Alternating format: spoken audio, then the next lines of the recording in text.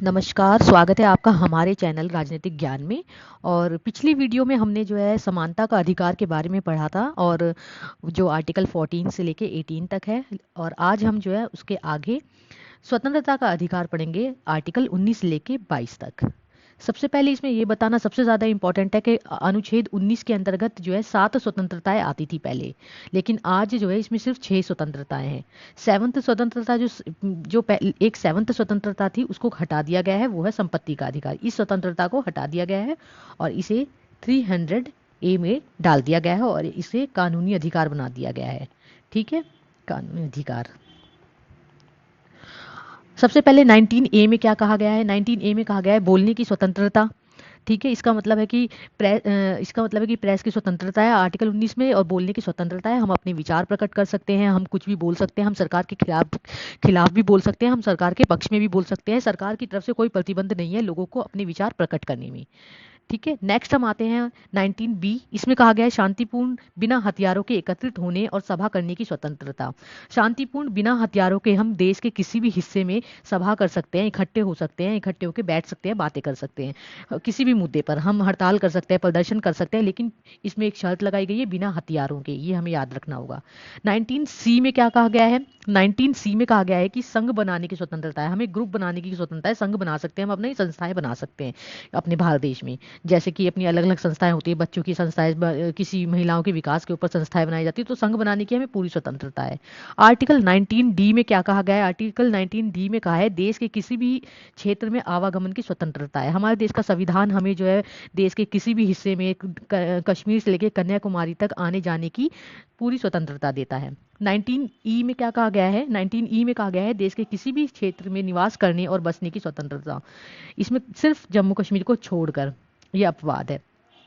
देखिए, किसी भी देश के किसी भी क्षेत्र में निवास करने का मतलब है कि हम देश में किसी भी एरिया में, किसी भी देश के किसी भी राज्य में हम जाके रह सकते हैं। मतलब अपने देश के, भारत में कहीं भी हम जाके रह सकते हैं, बस सकते हैं, अपना घर बना सकते हैं। 19F को हटा दिया गया है, 300A में डाल दिया गया है, कानूनी अधिकार बना दिया गया है, और ये हमारा मौलिक अधिकार से काट दिया गया है। 19G क्या है कहता है? 19G कहता है कोई भी व्यापार व जीविका चलाने की स्वतंत्रता। हम भारत में किसी भी प्रकार का व्यापार और आजीविका कमा सकते हैं, किसी भी तरीके का व्यापार हम लगा सकते हैं, बिजनेस लगा सकते हैं। अनुच्छेद 20 क्या कहता है? अनुच्छेद 20 कहता है अपराधों के लिए दो सिद्ध। अच्छा, अब ये हमने नीचे चले गए हैं, सॉरी। ये देखिए, अनुच्छेद 19 में जो स्वतंत्रताएं थी वो अब 6 हैं, पहले 7 थी। ज़रा इसको मिटा देते हैं, ये सारा गंदा हो गया है। हम सिर्फ मेन पॉइंट को रखेंगे सामने। ये देखिए, 7 स्वतंत्रताएं थी, 6 हो गई हैं। जो एक स्वतंत्रता को हटाया गया है वो ये स्वतंत्रता थी। ठीक है, और इसको 300A में डाल दिया गया था। ये याद करना बहुत ज़रूरी है। और ये हमारी पूरी 6 स्वतंत्रताएं हो गई हैं। ठीक है, इसके ऊपर अलग से क्वेश्चन आता है कि स्वतंत्रता का अधिकार क्या है, आर्टिकल 19। उसके बाद आते हैं हम अनुच्छेद 20 पर। अनुच्छेद 20 जो हमारा कहता है अपराधों के लिए दोष सिद्धि के संबंध में संरक्षण। अपराधों के लिए दोष सिद्धि के संबंध में संरक्षण है। इसका मतलब क्या? ये क्या कहता है? ये कहता है कि कोई अपराध अगर कोई व्यक्ति करता है और दोष सिद्ध हो जाता है तो उसके संबंध में संरक्षण दिया जाएगा उसको। तो ये कहने का मतलब ये है कि जो व्यक्ति दोषी पाया जाता है उसके भी मौलिक अधिकार हैं कुछ, और उसको संरक्षण दिया जाएगा। संविधान उसको भी संरक्षण देता है। ठीक है, नेक्स्ट देखते हैं अनुच्छेद 21। अनुच्छेद 21 में क्या कहा गया है? देखिए, अनुच्छेद 21 में कहा गया है प्राण एवं दैहिक स्वतंत्रता का संरक्षण है। प्राण और दैहिक स्वतंत्रता की संरक्षण है, मतलब कि हमारी जो जीवन की सुरक्षा है एक तरीके से। ठीक है, क्योंकि प्राण तो हमारे जीवन देता है, हमें देह मतलब हमारा शरीर, हमें हमारे ऊपर कोई प्रहार नहीं कर सकता, हथियार से कोई मार नहीं सकता हमें। तो प्राण और देह की स्वतंत्रता मतलब जीवन की स्वतंत्रता, एक तरीके से जीवन की स्वतंत्रता इसके अंदर आती है। किसी भी व्यक्ति को विधि द्वारा स्थापित प्रक्रिया के अतिरिक्त उसके जीवन और व्यक्तिगत स्वतंत्रता के अधिकार से वंचित नहीं किया जा सकता। इसका मतलब क्या है कि किसी भी व्यक्ति को केवल कानून के द्वारा, मतलब कानून की प्रक्रिया के द्वारा ही हम वंचित कर सकते हैं उसके जीवन और व्यक्तिगत स्वतंत्रता से। और अगर कानून की प्रक्रिया नहीं है तो उसके अलावा हम किसी भी तरीके से वंचित नहीं कर सकते।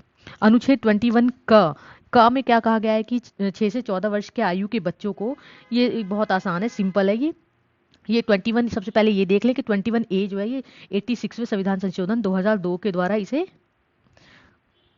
जोड़ा गया था। ठीक है, इसमें क्या कहा गया है? सिंपल बात कही गई है इसमें कि 6 से 14 वर्ष के आयु के बच्चों को निःशुल्क अनिवार्य शिक्षा है। इसमें निःशुल्क और अनिवार्य शिक्षा दी जाएगी राज्य और सरकार के द्वारा। ठीक है। आर्टिकल 22 क्या कहता है? आर्टिकल 22 कहता है कि कुछ दशाओं में गिरफ्तारी और निरोध में संरक्षण।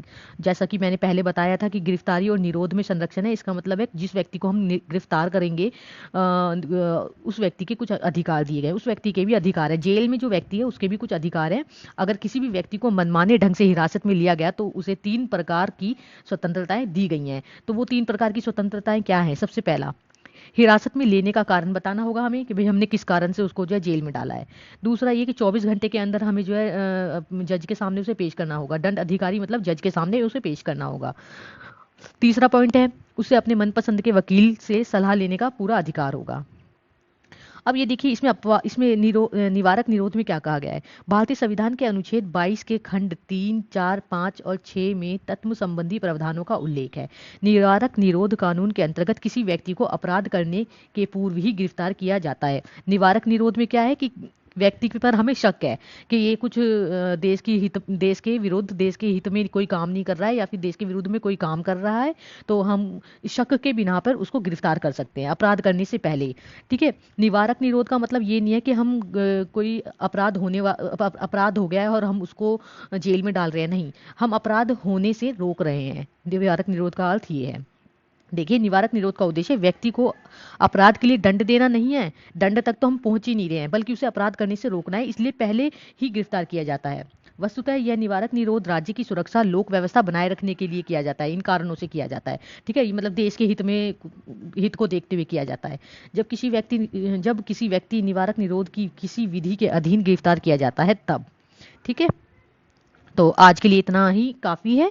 और अगर आपको हमारा चैनल पसंद आ रहा है, हमारा कंटेंट पसंद आ रहा है, तो प्लीज़ हमें लाइक करें, सब्सक्राइब करें।